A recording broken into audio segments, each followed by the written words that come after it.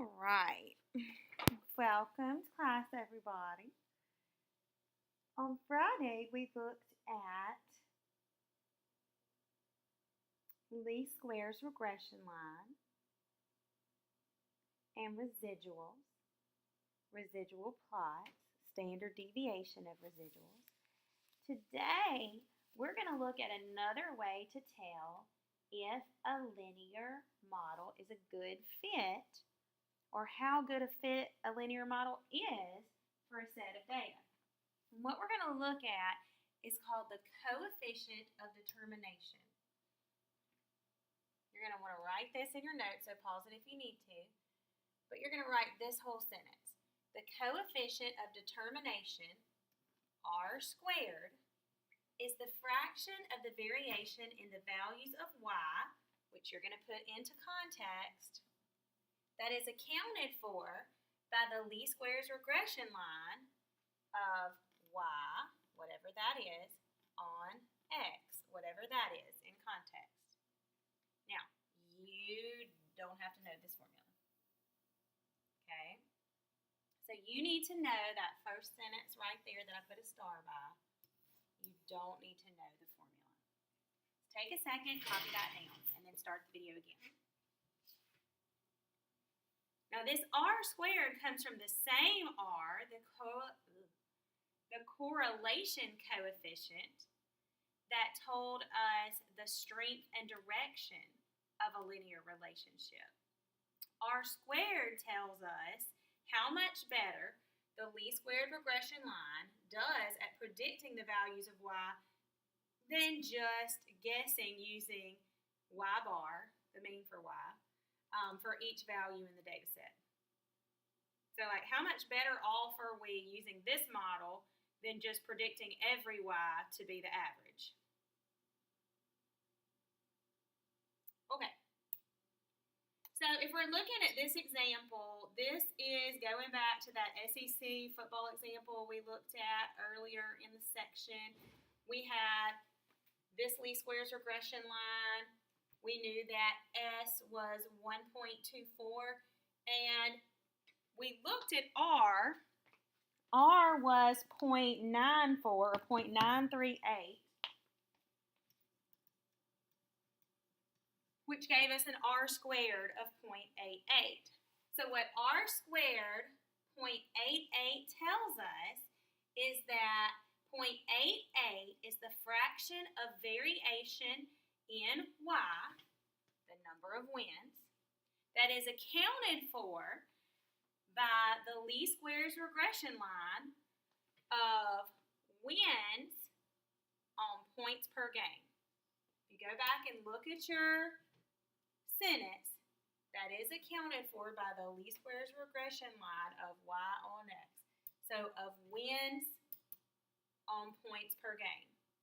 I also like to say it's the fraction of variation in y that is accounted for by the linear relationship between y and x. So between wins and points per game. That's another way you can word it.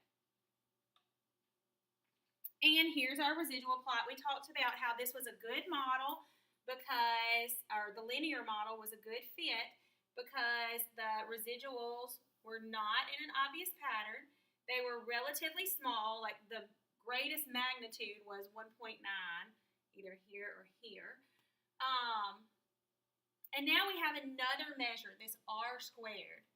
This r squared says we are better off using this model than just by guessing the average number of wins per game for everybody. We already talked about this stuff. And that stuff. Okay, so moving on past r squared, that's another sentence you need to memorize. Interpreting computer regression output. So this is what you're most likely going to see on the AP exam and in real life. You'll put data into a computer, we have calculators, and it'll spit out this input or this output. What you see, this is going back to the example about the Ford F-150s. The miles driven was your X. was your explanatory variable, and your y was the price of the car or of the truck.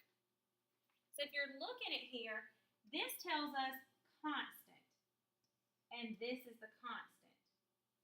Well, what is constant is the y-intercept. So this number is your a. If you're doing y hat equals a plus bx, this number is your constant, your y-intercept. This number right up under it, that is your slope. And I see something here. It was supposed to be a negative slope, and it's not written here. It'll normally be written as a negative. So we can tell that that's the slope because it's given next to miles driven. It's given next to miles driven. And that's where it's going to be in the formula. Negative 0.16292 times miles driven.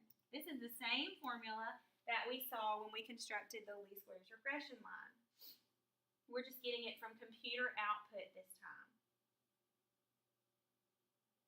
I would need to go back on this formula and either write price hat or underneath it define that y is the price. I've already defined my x, but make sure somewhere you define both variables. So that's your equation. That's how you would get it.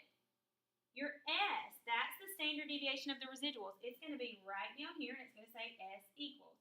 And we talked about if we were to use the miles driven to predict the price of the F-150, our typical prediction error would be about $5,740.13. That's a pretty big error, in my opinion. Almost $6,000 on a $30-something thousand truck. To me, that's a big error. Then our new variable, r squared. Okay, r squared. R squared tells us the percent of variation in y, or in price, that is accounted for by the linear relationship between price and miles driven. So 66.4%, or 66.4% of the variation in price of the F-150s can be accounted for by the linear relationship between price and miles driven. From r squared, we can get r. Tell me what r is from this r squared.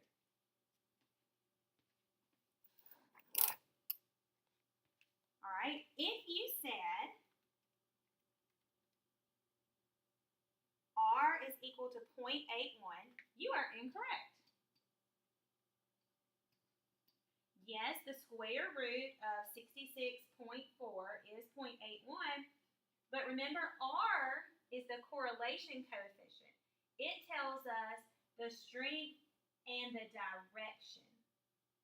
So we look at the direction here. This was a negative relationship. So our r needed to be negative 0.81. So how can you tell from r squared if r is supposed to be positive or negative? You can't. You have to look back up at the slope. All right, another example. Does seat location affect grades? Many people believe that students learn better if they sit closer to the front of the classroom. Does sitting closer cause higher academic achievement, or do better students simply choose to sit in the front? To investigate, because the only way you can tell when you have these confounding variables is to do a controlled experiment, an AP statistics teacher randomly assigned students to seat locations in his classroom for a particular chapter. That was the treatment imposed. At the end of the chapter, he recorded the row number, row 1 is the closest to the front, and test score for each student.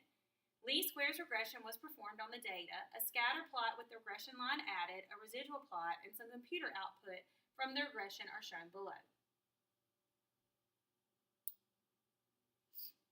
Here is the computer output. What is the equation of the least squares regression line that describes the relationship between row number and test score? Define any variables that you use. If you will remember, our constant is the y-intercept, and the next number next to our x variable is the slope. So I would say predicted score is equal to the y-intercept, 85.706, minus 1.1171 times the row number. Interpret the slope. For every additional row from the front,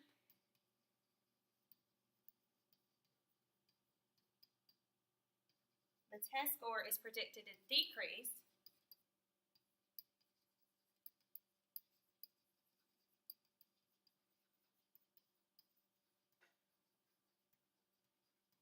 by 1.1171. Now, how could I have made that better? I left off a word because I was running out of room. I would have said by approximately 1.1171. The next question we're asked is to find the correlation. What is the correlation? The correlation is R. And we're given R squared, which is very low. Not surprising, given this hardly any relationship at all right here in our original data.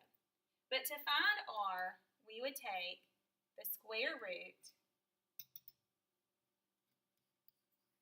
of 0.047. It was 4.7%, so I changed that to 0.047. And that gives me R is equal to 0.22. However, since my slope is negative and this is a negative relationship, I need to have a negative R. That would tell me that there is a very weak negative relationship between row and test score, which some of you would probably agree with here in my class, my back row folks.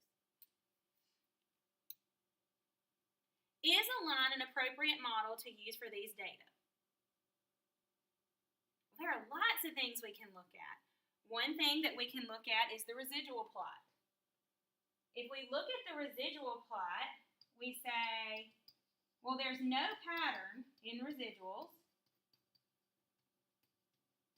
However, the residuals are quite large.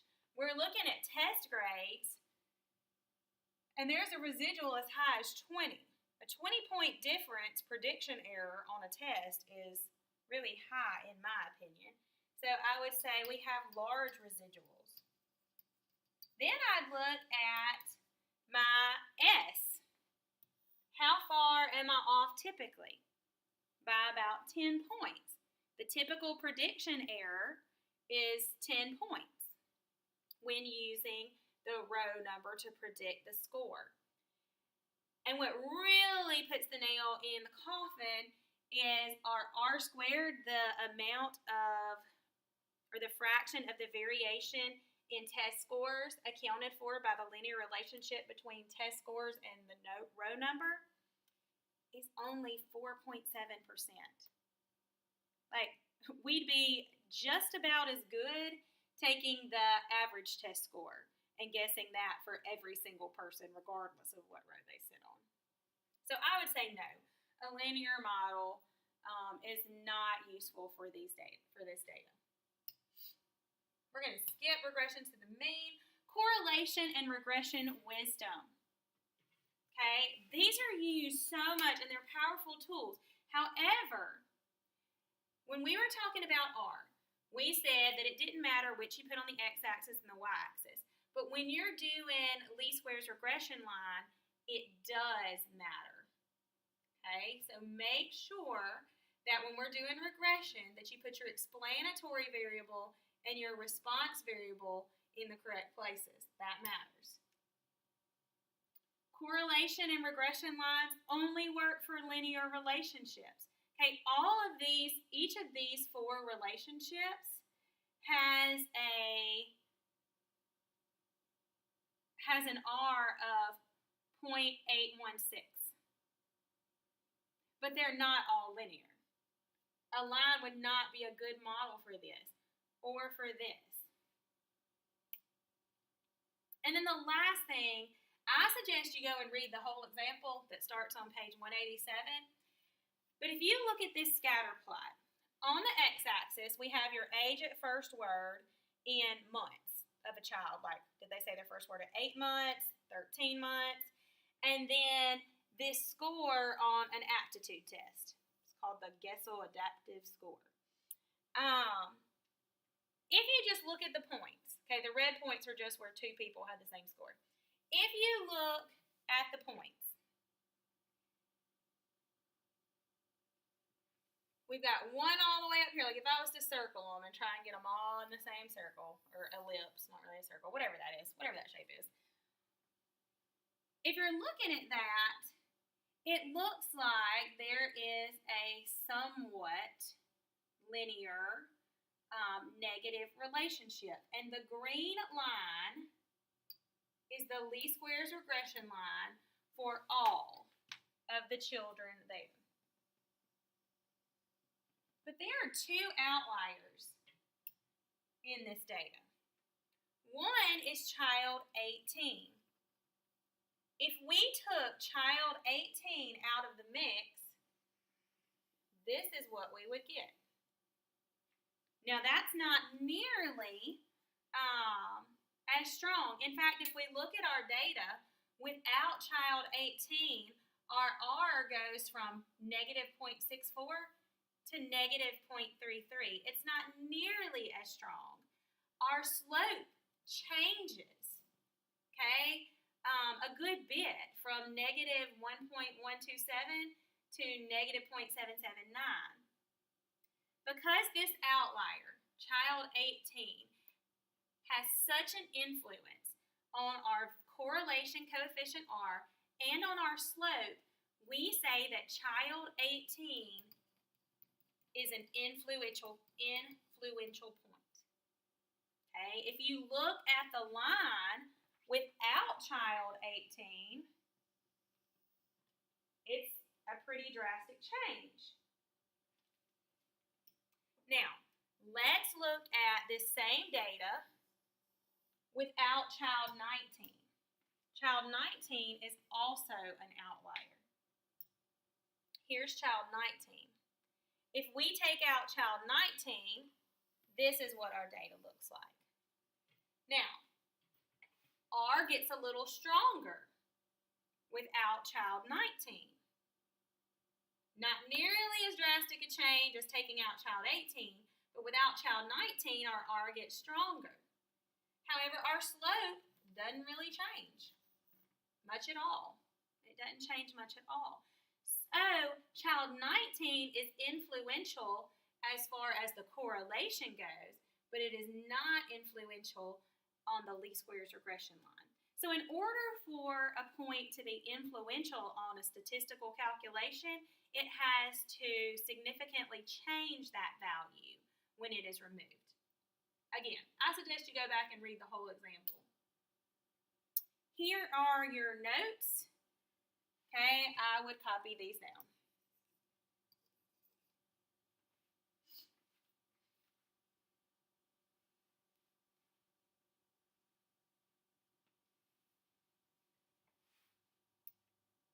And that's it.